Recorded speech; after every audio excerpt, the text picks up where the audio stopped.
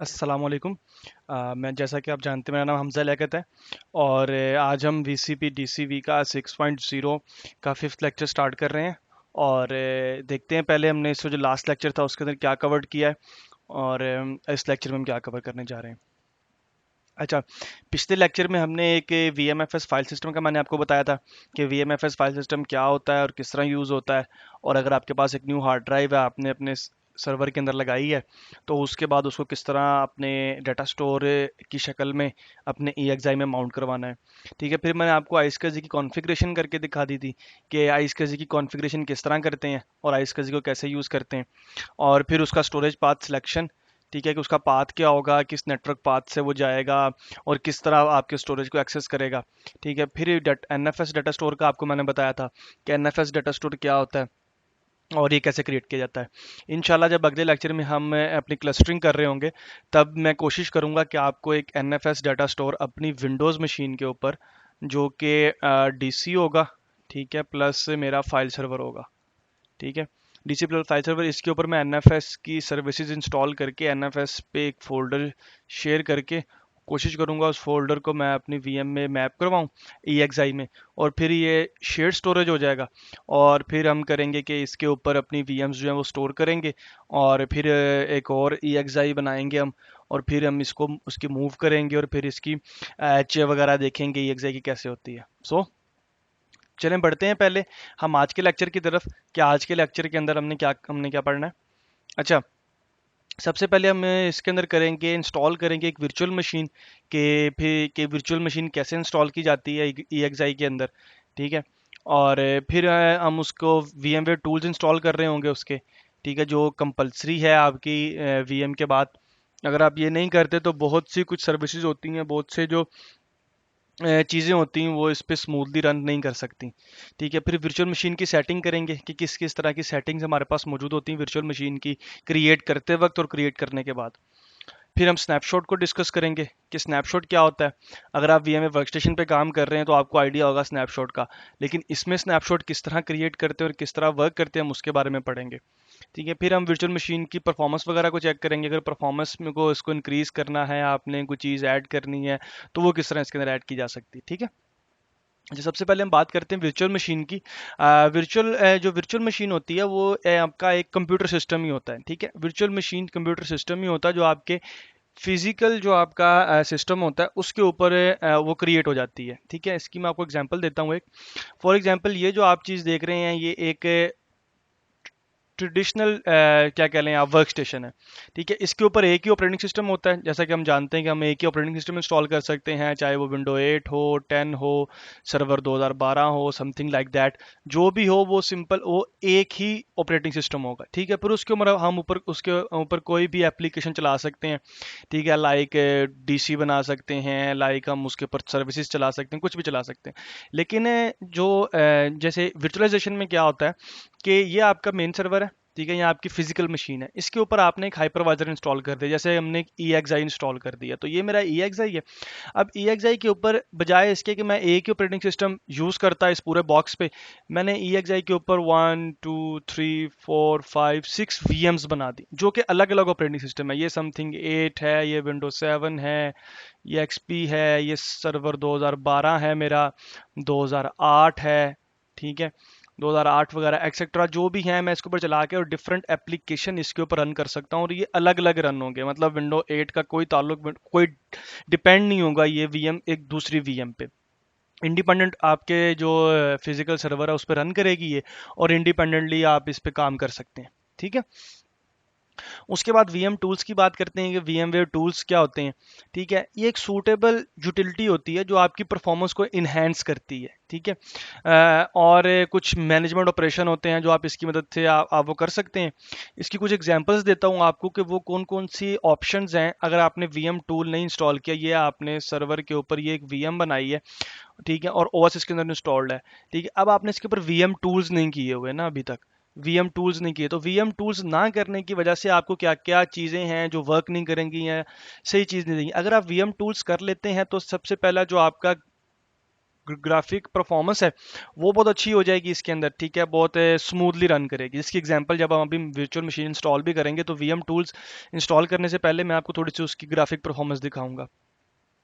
ठीक है, कुछ एप्लीकेशन होती हैं, ठीक है, वो उसके ऊपर भी ये काफ़ी इफेक्ट करता है वीएम टूल्स। अगर आपका वीएम टूल्स इंस्टॉल्ड है तो वो आपकी एप्लीकेशंस बहुत स्मूथली तरीके से रन कर सकती हैं। कुछ शेयर्ड फोल्डर होते हैं जो आप host and guest file system के दरमियान शेयर करते हैं, अगर वीएम टूल्स नहीं इंस्टॉल तो वो डिस्टर्ब कर सकते हैं। कॉपी एंड पेस्टिंग का एक फीचर होता है, जैसा कि आप जानते हैं अगर वीएम टूल्स नहीं इंस्टॉल तो आप इससे फ़ायदा नहीं उठा सकते।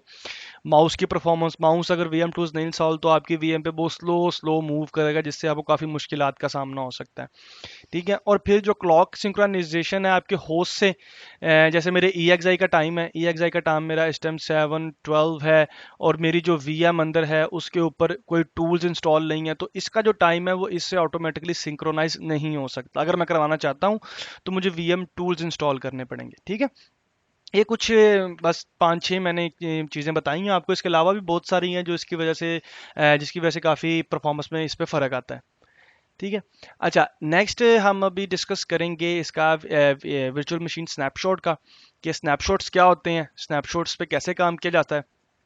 अच्छा, स्नैपशॉट क्या करता है, स्नैपशॉट एक्चुअली आपकी जो वीएम होती है, ठीक है, ये फॉर एग्जांपल आपकी वीएम है, ठीक है, और आप इस पे कोई भी काम कर रहे हैं, आपने अपना डाटा वगैरह राइट किया और आपने इस मशीन का आज की डेट में स्नैपशॉट ले लिया। स्नैपशॉट क्या करेगा, वो इस पूरी मशीन की एक फाइल कॉपी करके एक साइड पे कर देगा, ठीक है, और अब आगे जो काम करेंगे वो इस फाइल से आगे स्टार्ट होगा। ठीक है, जब आप इसको रिस्टोर करने जाएंगे कि अगर आपके यहाँ कोई डाटा एरर आ गया, कोई करप्शन हो गई है, तो आप अपनी ओल्ड स्टेट पे यहाँ जा सकते हैं और यहाँ से अपनी मशीन को दोबारा रिस्टोर कर सकते हैं, बजाय इसके कि आप अपना पूरा ओएस दोबारा इंस्टॉल करें, एप्लीकेशन अनइंस्टॉल करें। आप सिंपल अपना स्नैपशॉट रिस्टोर करें और आप अपनी मशीन पे काम कर सकते हैं। ठीक है, अच्छा, ये एक मैंने पिक्चर है, ठीक है, जो VMware की वेबसाइट से ली है मैंने।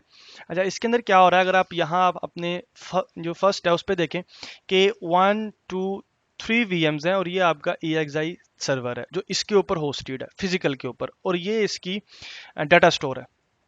ठीक है, डाटा स्टोर में आपने क्या किया, आपने इन तीनों की आपने अलग अलग, जाहिर बात है VMs है तो अलग अलग इनकी फाइल सेव हो रही होंगी। ये ग्रीन वाली ग्रीन में मतलब इस ब्लॉक पे सेव हो रही हैं, ब्लू वाली इस ब्लॉक पे सेव हो रही हैं, येलो वाली इस ब्लॉक पे सेव हो रही हैं।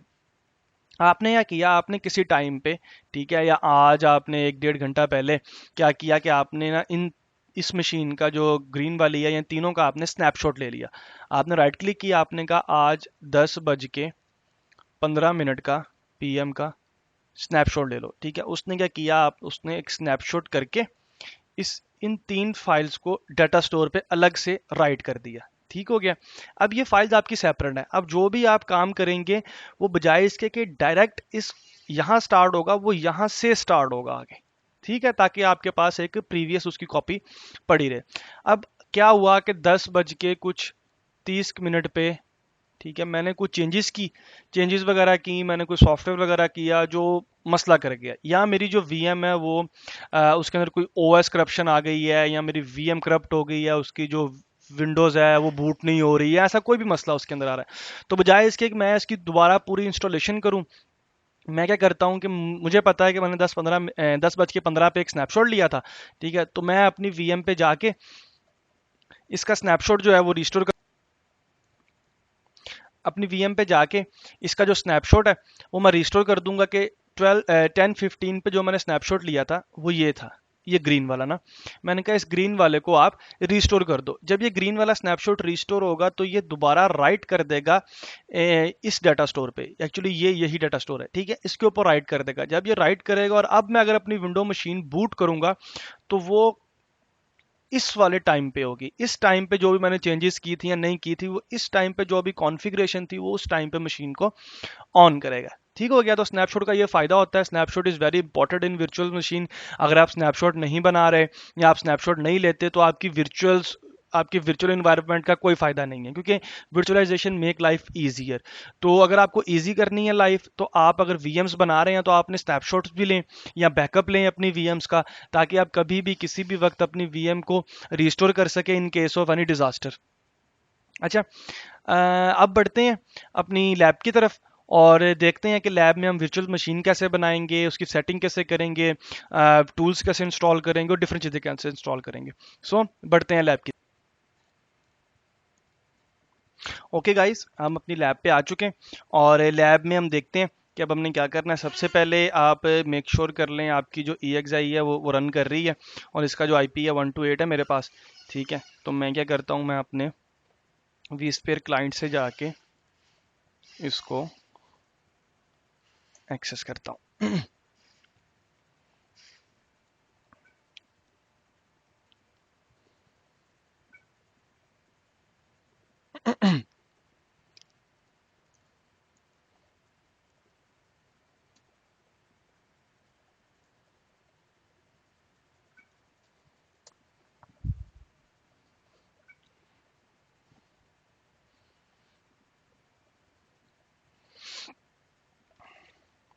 अच्छा, ओके, अब हम आ चुके हैं इसके अंदर और सबसे पहले जो हमने काम करना है वो वर्चुअल मशीन इंस्टॉल करनी है। ठीक है, अब यहाँ अगर मैं वर्चुअल मशीन में जाता हूँ तो यहाँ मेरे पास कोई भी मशीन मौजूद नहीं है। वर्चुअल मशीन को क्रिएट करने का एक तो तरीका ये है, यहाँ आपके पास छोटा सा आइकन आ रहा होगा, अगर आप इस पर क्लिक करेंगे तो भी आपको वर्चुअल मशीन की क्रिएशन पे ले जाएगा। और अगर मैं राइट क्लिक करके इसके ऊपर न्यू वर्चुअल मशीन करता हूँ तो भी ये मुझे उसी जगह पे ले जाएगा। सो अभी हम इसको इस तरह करते हैं और ठीक है, अभी टिपिकल और कस्टम दो ऑप्शन है। टिपिकल में आप देखें कि आपके पास ऑप्शंस कम है, लेकिन कस्टम में अगर आप जाते हैं तो आपके पास सीपीयू, मेमोरी, इस चीज़ों का भी है। टिपिकल में वो क्या करता है कि आप जो भी ऑपरेटिंग सिस्टम चूज़ करेंगे, ठीक है, जो भी आप ऑपरेटिंग सिस्टम चूज़ करेंगे वो ऑटोमेटिकली देखेगा कि इस ऑपरेटिंग सिस्टम के लिए कितनी रैम इनफ है। अगर आप विंडो एक्सपी इंस्टॉल करेंगे तो वो विंडो एक्सपी को not more than 1 GB sign करेगा।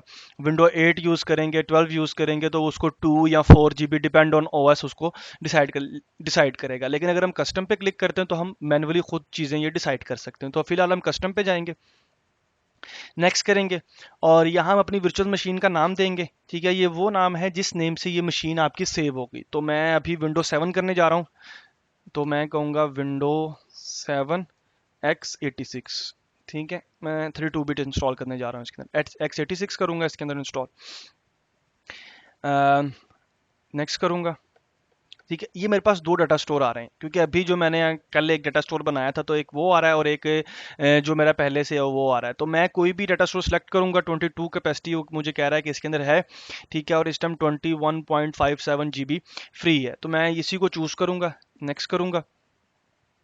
अब ये मुझे वो वर्चुअल मशीन का वर्जन कह रहा है और छोटी सी इंफॉर्मेशन भी कह रहा है this version will run on VM6 और लेटर। अगर आप अपनी वर्चुअल मशीन का जो वर्जन है वो 11 रखते हैं, ठीक है, और ये मशीन बना के आप इसको कल को मूव करते हैं 5.5 के ऊपर, तो उस मशीन पे कभी भी इस वीएम की सेटिंग्स चेंज नहीं होगी।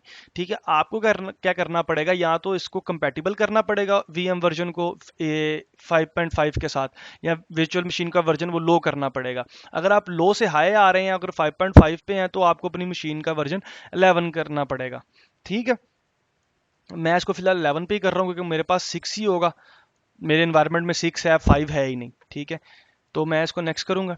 यहाँ वो मुझसे पूछेगा कि वर्चुअल मशीन का ओएस कौन सा है। ठीक है, अगर मैं यहाँ से विंडो चूज़ कर लूँ और यहाँ डिफरेंट आ रहे हैं, विंडो 10, 64, 8, और मैं विंडो 7 पे जाके 32 बिट सेलेक्ट करता हूँ और नेक्स्ट करता हूँ।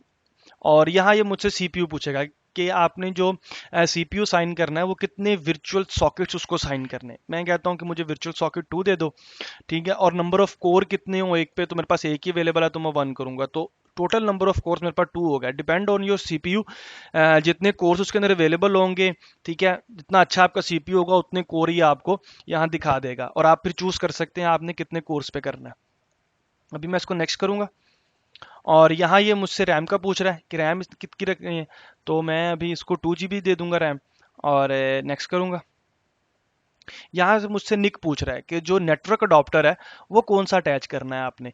ठीक है, नेटवर्क अडॉप्टर की क्लास मैंने आपको पहले बता दी थी, वो इसलिए मैं आपको बताई थी ताकि आपके लिए ये चीज़ इजी हो जाए। तो अभी मैं इसको वीएम नेटवर्क दूंगा क्योंकि मुझे वीएम नेटवर्क चाहिए, क्योंकि ये मशीन इस क्या कहते हैं EXI से इस EXI पे तो बात करें, इस EXI से लोकल मशीन पे भी आए, लेकिन अभी ये इंटरनेट यू चूज नहीं कर सके क्योंकि इंटरनेट की जो सेटिंग है वो मैंने अपने दूसरे स्विच पे की हुई है।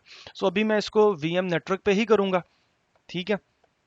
और अगर आपने इंक्रीज करने हैं अपने नेटवर्क कार्ड यहीं से, तो आप यहाँ से चूज कर सकते हैं 2, ठीक है, और फिर इसका चूज कर सकते हैं, लेकिन फिलहाल हम मैं इसको 1 नहीं करूंगा। और कनेक्टेड एट पावर ऑन पे कनेक्ट हो जाए नहीं हो ये आप चूज कर सकते हैं, इसको बाय डिफॉल्ट चेक ही रहने दें। नेक्स्ट करेंगे, SCSI कंट्रोलर की बात कर रहा है ये, ठीक है। बाय डिफॉल्ट हम यही यूज करते हैं SAS, ठीक है। जो हार्ड ड्राइव है वो SAS बेस्ड हो जाती है, या SAS बेस्ड उसको यूज करता है, ठीक है। तो आप इसको SAS ही रहने दीजिएगा और इसको कोई भी चेंजेस इसकी ना कीजिएगा। नेक्स्ट करेंगे। अच्छा, ये कहेगा create a new virtual disc. आप एक नई वर्चुअल डिस्क बनाना चाहते हैं, या आपके पास कोई ओल्ड डिस्क पड़ी हुई है, एक मशीन है, आप उसकी डिस्क इसके साथ अटैच करना चाहते हैं, तो मैं अभी तो न्यू ही बनाऊंगा क्योंकि मेरे पास इसके अलावा कोई नहीं है। अगर आप चाहें तो आप इसको बाद में भी बना सकते हैं, लेकिन बेहतर ये है कि आप इसको साथ ही बना लें, क्योंकि ये वो आपकी हार्डवेयर है, हार्डवेयर के ऊपर VMDK ये फाइल बनाएगा और VMDK को फिर यूज करेगा। नेक्स्ट करेंगे। यहाँ से मुझसे पूछ रहा है डिस्क का साइज क्या रखना है। सो अभी मैं मेरे पास 20 GB मैं इसको साइज रखता हूँ, और ये 3 ऑप्शन है, थिक प्रोविजन, इजर जीरो और थिन प्रोविजन। थिन प्रोविजन में ये क्या करता है कि आप इसको ओवर एलोकेट भी कर सकते हैं, ठीक है। फॉर एग्जांपल आपकी जो हार्ड ड्राइव है वो फॉर एग्जांपल जो आपकी हार्ड ड्राइव है, ठीक है, वो ये आपकी हार्ड ड्राइव है और ये 20 GB की हार्ड ड्राइव है आपकी, ठीक है। अब अगर आपने एक VM बनाई है इधर, और आप इस VM पे एक हार्ड डिस्क अटैच करते हैं और उस हार्ड डिस्क का साइज आप 30 GB रख देते हैं, और आप ये एक्सेप्ट कर लेगा अनटिल अनलेस ये थिन प्रोविजन है। अगर थिन प्रोविजन है वो क्या करेगा कि जितना डाटा इस पे स्टोर होता रहेगा उतनी ये हार्ड ड्राइव इससे लेता रहेगा, ठीक है। ये बहुत डेंजरस होता है जो थिन प्रोविजनिंग होती है, लेकिन हम नॉर्मली ये यूज करते हैं, ठीक है। तो आपको इस चीज़ का ख्याल रखना है कि आप जितनी थिन प्रोविजनिंग कर रहे हैं, जितनी हार्ड डिस्क अटैच कर रहे हैं, आपकी एक्चुअल मशीन पे भी उतनी मशीन उतनी स्पेस अवेलेबल होनी चाहिए, ठीक है।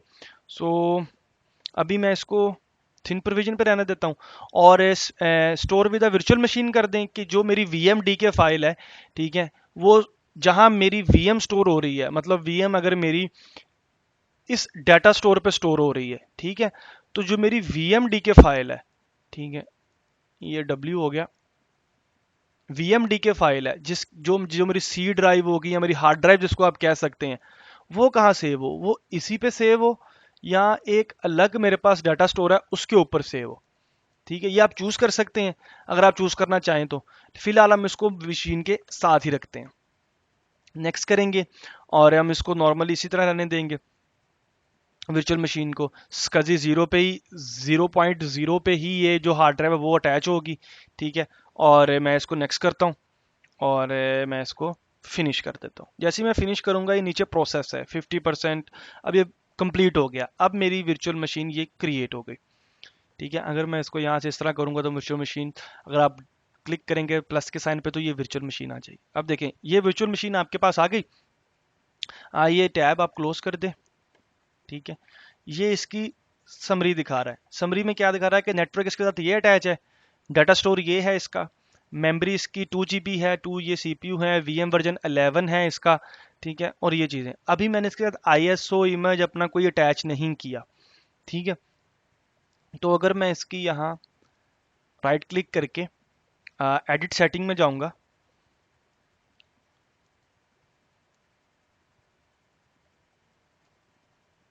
ठीक है, एडिट सेटिंग में जाऊंगा इसकी अब ये देखिए मेरे पास डिफरेंट ऑप्शंस आ रहे हैं। ये ऑप्शंस मेरे पास, सबसे पहले हम इसकी बात करते हैं। इसके अंदर सबसे पहले हमने क्या करना है, अपनी जो मेरी क्या कहते हैं उसे DVD है, उसके अंदर मैंने अपना वो देना है, क्या कहते हैं, ISO इमेज, ठीक है। अगर तो वो ISO इमेज आपके डाटा स्टोर पे है, मतलब ये डाटा स्टोर है ना मेरा, इसी के ऊपर मैंने कहीं अपलोड किया हुआ है, तो मैं यहीं से इसको माउंट करवा सकता हूँ। लेकिन अभी मेरे पास वो डाटा स्टोर माउंट नहीं है। वो डाटा स्टोर मेरे पास किधर है, वो जो ISO है, वो ISO इमेज मेरे पास ये लोकल सिस्टम में पड़ा है। अब लोकल सिस्टम से इसको कैसे मैप करवाना है वो मैं आपको बताता हूँ। अच्छा, अभी आप इसकी एडिट सेटिंग में जाएंगे, ये ऑप्शंस आपने देख ली। अगर आपको कोई नई चीज़ भी इसके अंदर ऐड करनी है, ठीक है, अगर आप शो ऑल डिवाइसेस करेंगे तो आपके साथ डिफरेंट आईडीई जो हार्ड ड्राइव डिफरेंट चीज़ें, वो चीज़ें, कीबोर्ड है, जो पॉइंटिंग डिवाइस है, माउस है, वो चीज़ें अटैच दिखा देगा। अगर आप रिमूव करना चाहते हैं कीबोर्ड, आप रिमूव भी कर सकते हैं, वो आपकी मर्जी है। अच्छा, फिलहाल मैं इसके अंदर अगर ऐड करूंगा, ठीक है, तो ऐड के अंदर भी मैं different options, USB, Ethernet, hard drive, SCSI drive जो भी है, मैं इसके अंदर वो ऐड भी कर सकता हूँ। ठीक है, अगर मैं इसके ऑप्शंस में जाऊंगा तो यहाँ आप देखेंगे ये वर्चुअल मशीन का नाम आ रहा है, ये डाटा स्टोर में यहाँ सेव है, ये इसका ऑपरेटिंग सिस्टम है। वीएम टूल्स अभी इंस्टॉल नहीं हुए इसके अंदर।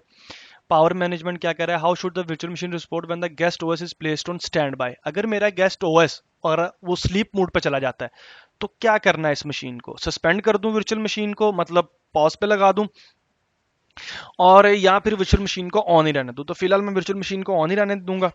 और अगर मैं इसके जनरल सेटिंग में जाऊंगा, ठीक है, तो आप सेटिंग में देख सकते हैं enable logging, disable acceleration, debug, run normally, ये कुछ बेसिक सेटिंग है जो इसी तरह रहेंगी। आपने इससे कभी भी ज़्यादा इससे उसको नहीं छेड़ना, ठीक है, क्योंकि ये वो सेटिंग है जो पीछे डाटा स्टोर में इसकी जो फाइल होती है उसके अंदर लिखी जा रही है, रिटर्न हो रही है। ठीक है, अभी हम तो बात कर रहे हैं। अच्छा, ये एक चीज़ है मेमोरी सीपीयू हॉट प्लग, कि आप अगर आपकी मशीन रनिंग स्टेट में है और रनिंग स्टेट में ही आप कोई ओएस आपने कोई सॉफ्टवेयर इंस्टॉल कर रहे थे या कोई एप्लीकेशन इंस्टॉल कर रहे थे जो रिक्वायर्ड कर रही है, जो अभी उसका जो यूजेज है वो हाई चला गया है आपकी वीएम का या आपकी वर्चुअल मशीन का या सीपीयू का, तो आपने अपना सीपीयू इंक्रीज करना है या रैम इंक्रीज करनी है, तो बजाय इसके आप अपनी वीएम को शट डाउन करें।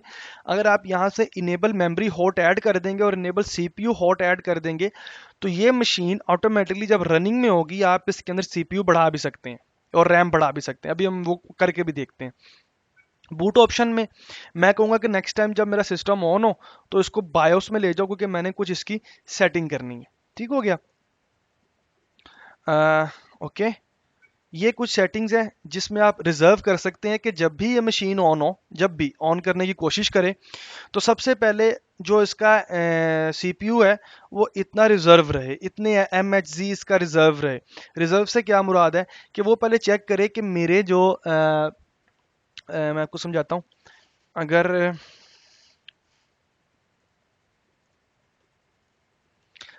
ये मेरा EXI सर्वर है, इसके ऊपर 4 GB रैम है और 2.6 CPU है। ठीक है, अब मैंने एक वीएम बनाई है और वीएम को मैंने 2 GB रैम दे दी है। ये मेरी एक वीएम है, इसकी भी 2 GB रैम है, और मैं इसको रिजर्व करता हूँ सेटिंग में जाके कि जब भी ये मशीन ऑन हो तो सबसे पहले ये अगर मैं इसकी सॉरी सॉरी रैम को मैं 3 GB कर देता हूँ, और मैं कहता हूँ कि जब भी ये मशीन हो सबसे पहले ये 2 GB देखे कि 2 GB जो रैम है वो यहाँ अवेलेबल है कि नहीं। आया, ये ना हो कि ये जो मेरी मशीन है ये 2+ ले रही हो, या मेरी एक और मशीन है जो मैंने 1 GB सा क्रिएट कर ली तो 2 GB ये ले रही है यूटिलाइजेशन, 1 GB ये ले रही है, 3 हो गई, तो यहाँ अवेलेबल पीछे रह गई एक बेसिकली। सो टेक्निकली ये एक ही यूज कर पाएगा मैक्सिमम। सो मैं क्या करूंगा, मैं इसको रिजर्व कर दूंगा 2 GB पे। वो पहले चेक करेगा, जाएगा 2 GB अवेलेबल है, कहेगा नहीं मेरे पास सिंपल 1 GB अवेलेबल है जो मैं तुम्हें अभी दे सकता हूँ। तो मैं तो ये एरर दे देगा, मुझे वार्निंग दे देगा कि इतनी अवेलेबल नहीं है। ये आप बहुत क्रिटिकल मशीन्स के साथ करते हैं जिनको आपने प्रायोरिटी पर रखना होता है। इसी तरह आप सीपीयू के साथ भी अपनी ये सेटिंग्स कर सकते हैं। ठीक है, अभी मैं कोई रिजर्व नहीं कर रहा इसकी, और मैं इसको सिंपल ओके कर रहा हूँ, और मैं अपनी यहाँ से मशीन को ऑन कर रहा हूँ। अच्छा, मशीन ऑन करने के बाद इसका कंसोल कैसे आएगा? कंसोल के लिए अगर अगर आप ये कंसोल है, ठीक है, आप इस पर क्लिक करेंगे तो तब भी आपके पास यहाँ कंसोल आ जाएगा इसका, जैसी मशीन ऑन होगी। और दूसरा तरीका आपके पास ये, अगर आप इस पर राइट क्लिक करेंगे और ओपन कंसोल करेंगे, ठीक है, तो तब भी आपके पास इसका कंसोल आ जाएगा।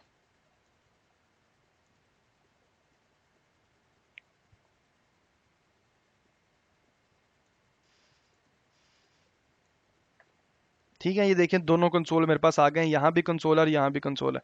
सो फिलहाल मैं इस कंसोल को बंद करता हूँ और अपनी समरी पे चला जाता हूँ, और इस कंसोल को ऑन करके, क्योंकि अभी ये ऑन होके अपनी बायोस में जाएगा, ठीक है, क्योंकि मैंने इसे कहा था कि फोर्स बायोस स्टार्ट में जाना है, तो ये बायोस में जाएगा। बायोस में हम इसके साथ आईएसओ इमेज अटैच करेंगे इसका, और बायोस से या हम यहाँ से करेंगे, तो फिर हम इसको रीस्टार्ट कर देंगे। ठीक है। अच्छा, जब तक ये ऑन हो रहा है, क्योंकि ये टाइम ले रहा है, क्योंकि मैंने अभी वर्चुअल मशीन यहाँ बनाई हुई है और फिर यहाँ किया हूँ, इसलिए टाइम ले रहा है। लेकिन फिजिकल अगर आप ये करेंगे सर्वर को, तो ये टाइम कम लेगा। अच्छा, अगर मैं इसके ये जो सीडी नज़र आ रही है इस पर क्लिक करूंगा, तो यहाँ मेरे पास ऑप्शन है। ठीक है, जो मेरी लोकल डी ड्राइव है, कहता है उससे अटैच कर दूं, या connect to ISO image on local disk है उससे करूं, या होस्ट डिवाइस से करूं, या डाटा सोर्स से करूं। तो अभी मैं करूंगा, मेरी लोकल डिस्क पे है, तो मैं अगर connect to ISO image on local disk करूंगा, तो ये देखिए मैं लोकल पे आ गया हूँ।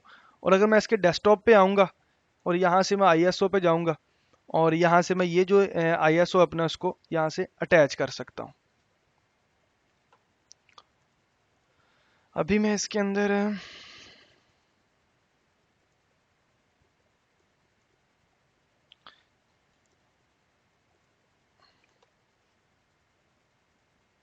ठीक है, अभी इसके अंदर बाय बूट में जाके इसकी बूट मेन्यू में मैं थोड़ी चेंजेस करूँगा, कि इसका जो फर्स्ट बूट प्रायोरिटी है वो हार्ड डिस्क हो, नेटवर्क नहीं हो, या मेरी यूएसबी ड्राइव हो, या मेरे समथिंग एल्स हो, तो वो सेटिंग करके हम इसको ऑन करेंगे।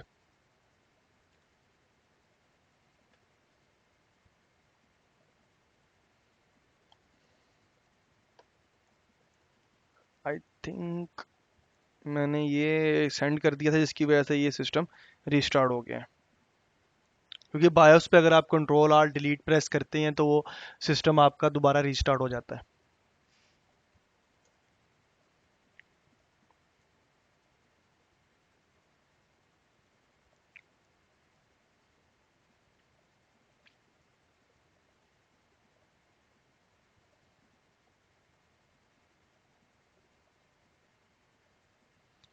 अच्छा, ये देखें, ये इसने एरर दे दी है। ठीक है, कि मेरे पास, सॉरी, इसने मेरी जो आईएसओ इमेज है उसको लोड कर लिया है। ठीक है, तो अभी देखते हैं क्या कह रहा है। मैं इसको विंडो सेटअप पे करके यक्स करता हूँ। ठीक है, तो अब ये मेरी विंडो लोड कर देगा। सो इंस्टॉल करते हैं विंडो को, नॉर्मली जिस तरह हम विंडो इंस्टॉल करते हैं। तो उसके बाद हम वापस आते हैं अपनी लैब में, और फिर देखते हैं कि विंडो इंस्टॉल के बाद हमारे पास क्या क्या इसके ऑप्शंस हैं, वीएम टूल्स कैसे इंस्टॉल करने, डिफरेंट चीज़ें कैसे इंस्टॉल करनी। फिलहाल इसने मेरा आईएसओ इमेज माउंट कर लिया है, जिसको मैं यहाँ से देख भी सकता हूँ कि ये मेरा माउंटेड है। ठीक है, तो अभी इसको देखते हैं, इंस्टॉल करते हैं, और फिर उसके बाद वापस आते हैं। ओके गाइस, अच्छा, तो अभी ये हमारी जो वीएम है वो इंस्टॉल हो गई है। ठीक है, अब हमने सबसे पहले एक काम करना है कि अगर मैं इसके ऊपर यहाँ से आपको ये चीज़ दिखें, मेरा माउस बिल्कुल मसला कर रहा है, इसका जो ग्राफिक्स हैं। ठीक है, तो सबसे पहले हमें क्या करना है, हमें इसके अंदर वो करने वीएम टूल्स इंस्टॉल करने। तो अगर मैं इसको बंद कर दूं, और कंट्रोल और आल्ट को अगर आप प्रेस करेंगे, तो माउस रिलीज़ हो जाएगा। ठीक है, इसके बाद आप इसके जाएंगे वीएम के अंदर।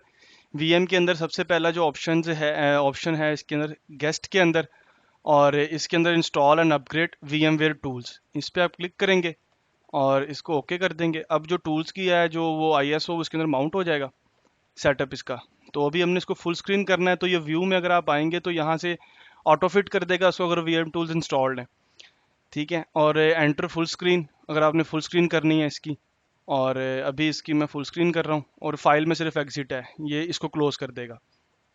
इसकी फुल स्क्रीन करते हैं और चलते हैं इसके, वेयर माय माउस गोज, अगर मैं इसके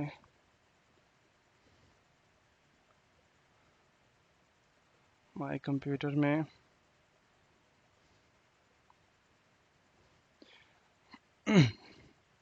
इस पर डबल क्लिक करेंगे आप, तो अब ये रन होगा। तो फिर हम इसके टूल्स इंस्टॉल करेंगे।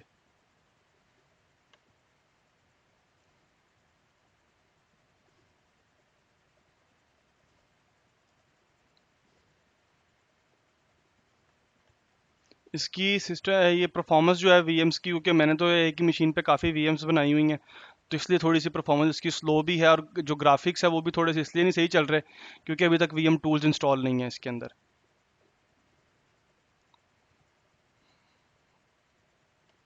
वीएम टूल्स में कुछ भी नहीं है, आपने सिंपल नेक्स्ट करना है, नेक्स्ट नेक्स्ट, और आपके जो वीएम टूल्स हैं वो उसके अंदर इंस्टॉल हो जाएंगे।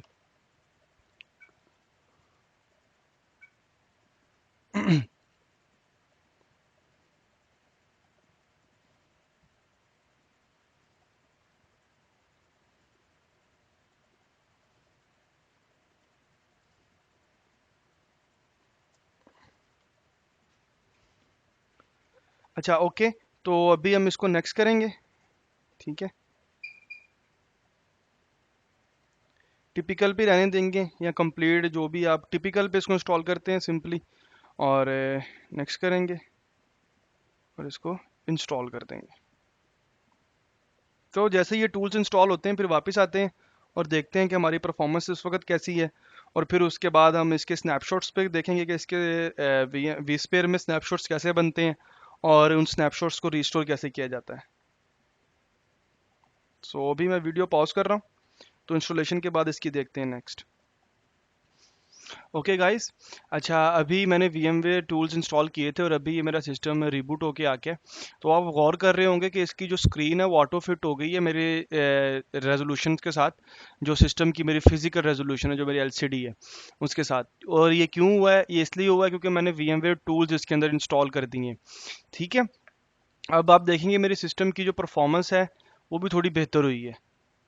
पहले तो बहुत स्लो और बिल्कुल आपने गौर, अगर आप थोड़ी सी वीडियो रिवाइंड करके देखेंगे तो वीडियो सॉरी ये जो रेजोल्यूशन थी ये बिल्कुल ठीक नहीं थी, बिल्कुल ठीक वर्क नहीं कर रही थी, ठीक है। तो ये एक फ़ायदा है आपको VMware टूल्स करने का, और VM टूल्स करने के बाद आपको बहुत सी ऑप्शंस और डिफरेंट चीज़ें, फ्लेक्सिबिलिटी आपकी इसके साथ कंपेटिबल हो जाती है। तो अभी मैं इसकी स्क्रीन करता हूँ, और अच्छा, अब आपने VMware टूल जैसे इंस्टॉल कर लिया है इसके ऊपर, और अगर आप इसकी विंडो क्लोज कर दें, तो जब आप यहाँ देखेंगे अपनी विंडो के ऊपर, तो ये देखें ये आपको स्टेटस दे रहा है VMware टूल्स रनिंग करंट, और यहाँ इसने सिस्टम का IP भी आपको दे दिया है, DNS नेम भी आपको दे दिया है। अगर टूल्स आपके पास नहीं इंस्टॉल, तो ना तो ये आपको IP यहाँ दिखाएगा और ना ही ये सिस्टम का नेम दिखाएगा, क्योंकि ये फिजिकल मशीन जो EXI है वो आपकी Windows 7 की मशीन से बात ही नहीं कर सकेगा।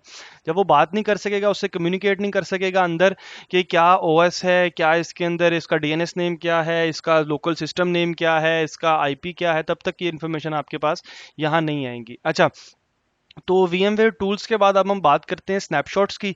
स्नैपशॉट आप किसी भी मशीन का उसकी रनिंग स्टेट में भी ले सकते हैं, लेकिन अगर आप रनिंग स्टेट में लेंगे तो वो थोड़ा टाइम लेता है स्नैपशॉट क्रिएट करने में भी और स्नैपशॉट रिवर्ट करने में भी, ठीक है।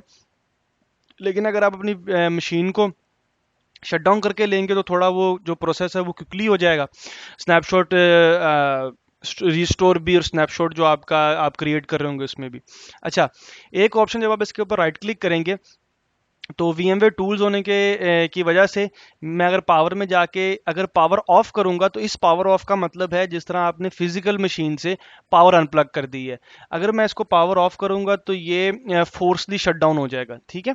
सस्पेंड करूंगा तो ये जो मेरी मशीन है वो पॉज पे चली जाएगी, और रीसेट करूंगा तो जो इसकी कॉन्फ़िगरेशन सॉरी जो इसकी रेजोल्यूशन वगैरह ये चीज़ें वो रीसेट हो जाती हैं सारी। शट डाउन गेस्ट करूंगा मैं इसको, तो ये एक्चुअली विंडो को शट डाउन करेगा, एक प्रॉपर प्रोसेस है जिस तरह हम शट डाउन की कमांड देते हैं सिस्टम के अंदर या जो भी, ठीक है। तो फिलहाल अगर मैं इसको पावर ऑफ कर दूं यहाँ से इस तरह, तो ये देखें ये मशीन मेरी उसी वक्त पावर ऑफ होगी जिस तरह मैंने इसकी पावर ही निकाल दी है सिस्टम के अंदर से। अच्छा, उसके बाद अब अगर मैं ये अगर आप स्नैपशॉट से पहले ऐड परमिशंस में हैं, ठीक है, तो यहाँ आप जो आपने यूजर्स मैंने पिछले में आपको बताए थे कि EXI में यूजर कैसे बनते हैं, तो EXI में अगर आप यूजर बनाते हैं तो यूजर बेस्ड राइट्स भी आप इस मशीन पे असाइन कर सकते हैं, ठीक है। बहरहाल अभी हम इसको करेंगे कि हम इसकी जो स्नैपशॉट है, टेक स्नैपशॉट करेंगे इसका, ठीक है। टेक स्नैपशॉट करके आप कोई भी नाम इसको बेस बेस स्नैपशॉट मैं इसका नाम दे देता हूँ और इसको मैं ओके करूँगा। तो ये जो मेरा स्नैपशॉट है वो क्रिएट हो रहा है, नीचे आप प्रोसेस में देख सकते हैं, और ये उसने उसी वक्त क्रिएट कर दिया, कंप्लीट हो गया। इसी तरह जब आपने रिवर्ट करना है स्नैपशॉट, तो आप स्नैपशॉट में जाके स्नैपशॉट मैनेजर में जा सकते हैं या रिवर्ट पे कर सकते हैं। स्नैपशॉट मैनेजर पे जाना ज़्यादा बेहतर है, तो यहाँ से आपके पास डिफरेंट स्टेट्स आ जाएंगी स्नैपशॉट की, कौन कौन सी स्टेट है इस वक्त। आप किसी भी स्नैपशॉट पे जाके गो टू करेंगे और यस कर देंगे, तो ये स्नैपशॉट इसका रिवर्ट हो जाएगा, ठीक है गाइस। तो ये तो हो गया कि स्नैपशॉट रिवर्ट कैसे करना है, VMware टूल्स कैसे करने हैं, VM हमने कैसे इंस्टॉल करनी है। ठीक है। एक और चीज़, अगर आपने अपनी मशीन को रिमूव करना है यहाँ से, लेकिन आपने डाटा स्टोर से डिलीट नहीं करना, तो आप राइट क्लिक करके अगर रिमूव फ्रॉम इन्वेंट्री कर देंगे और यहाँ से यस करेंगे, तो ये मशीन आपकी यहाँ से गायब हो गई। अब गायब होने का मतलब, यहाँ से जाने का मतलब ये हरगिज़ नहीं है कि ये मशीन आपके डाटा स्टोर से ही डिलीट हो गई है। अगर आपने किसी और डाटा स्टोर में माउंट करना है, किसी और जगह माउंट करना है इसको, तो आप सिंपल अपने डाटा स्टोर को ब्राउज करेंगे, और ये मेरी मशीन थी, इसके ऊपर ये VMX फाइल है। ये VMX फाइल होती है कॉन्फ़िगरेशन फाइल। अगर मैं इसके ऊपर राइट क्लिक करके ऐड टू इन्वेंट्री कर दूंगा, और इसी नेम से अगर मैं इसको इसी सर्वर के ऊपर माउंट कर दूंगा, तो ये यहाँ मेरे पास दोबारा आ गई मशीन। ठीक है। अगर मैं डिलीट फ्रॉम डिस्क करूंगा, तो ये मशीन को यहाँ डाटा स्टोर से भी डिलीट कर देगा। ठीक हो गया गाइस। तो अभी हम इसको पावर ऑन करके छोड़ देते हैं मशीन को। और ये तो था आपका आज का लेक्चर कि हमने वर्चुअल मशीन कैसे बनानी है और वर्चुअल मशीन की कॉन्फ़िगरेशन कैसे करनी है। Thank you guys. थैंक्स, आपने आज का लेक्चर भी सुना। और अभी हमने जो चीज़ें कर ली हैं वो हमने EXE इंस्टॉल कर ली है, उसकी कॉन्फ़िगरेशन कर ली है, उसके बाद हमने नेटवर्क के बारे में पढ़ा, फिर हमने स्टोरेज को देखा, और आज हमने फाइनली वर्चुअल मशीन्स को बना के देखा कि वो कैसे बनती हैं, उसके स्नैपशॉट और VM टूल्स कैसे काम करते हैं। नेक्स्ट लेक्चर में इंशाल्लाह हम क्या कर रहे होंगे, हम vCenter इंस्टॉल कर रहे होंगे। ठीक है। तो मैं चाहता हूं कि आप मेरे लिए थोड़ा सा फेवर करें। vCenter इंस्टॉल करने के लिए आपको दो चीज़ें चाहिए होंगी। सबसे पहले दो सर्वर आप इंस्टॉल करें अपने सिस्टम पे, 2012 कर लें, क्योंकि मैं भी वही यूज़ कर रहा हूँ, 2012 R2। ठीक है। एक को बनाएं अपना डोमेन कंट्रोलर। ठीक है। डोमेन कंट्रोलर बना दें, और फिर 2012 R2 करके उसके ये सिंपल मशीन रहने दें और इसको डोमेन ज्वाइन करवा दें। ठीक है। इसको आप कर दें member server. Member server means जो आपका डोमेन ज्वाइंट सिस्टम होता है, इसको आप मेंबर सर्वर कर देंगे। ठीक है। जब आप मेंबर सर्वर कर देंगे, तो फिर जब मैं अब नेक्स्ट लैब कर रहा हूँ उसमें मैं यही प्रोसेस यूज़ कर रहा हूँ। एक मेरे पास डीसी होगा, और एक मेरे पास सर्वर 2012 की मशीन होगी जो मेंबर सर्वर होगा, और इसके ऊपर मैं फिर vCenter इंस्टॉल करने जाऊँगा। अच्छा, vCenter इंस्टॉल करने से पहले या नेक्स्ट लेक्चर से पहले एक और चीज़ ज़हन में रखिएगा कि vCenter इंस्टॉल करने के लिए आपको 8 GB रैम रिक्वायर्ड होती है। ये कंपलसरी है। इससे नीचे अगर आपने रैम असाइन की हुई है, तो वो vCenter इंस्टॉल नहीं करेगा। अब फॉर एग्जांपल, अगर आपके पास घर में सिस्टम है जिस पे आप लैब्स कर रहे हैं, उसकी टोटल ही 8 GB है, तो कोई इशू नहीं है, आप अपने vCenter को 8 GB वर्चुअल रैम असाइन कर दें। यूज ये कम ही करेगा, यूज ये 2 to 4 यूज करेगा रैम। ठीक है। लेकिन 8 GB इसके पास मौजूद होनी चाहिए ताकि ये डिफरेंट प्रोसेस को रन कर सके। ठीक है। तो आपको 8 GB रैम कंफर्म करना है कि आपने 8 GB अपने vCenter को दी हुई है, और डीसी को चाहे आप 1 GB रैम दे दें, 2 GB रैम दे दें, डजंट मैटर। ठीक है। और ये चीज़ आप कर लें, ये सेटअप। फिर उसके बाद हम इंशाल्लाह ताला इस पे काम करेंगे vCenter पे। तो नेक्स्ट लेक्चर तक अल्लाह हाफिज़, अपना ख्याल रखिएगा। सो नेक्स्ट लेक्चर में हम vCenter इंस्टॉल कर रहे होंगे। अल्लाह हाफिज़।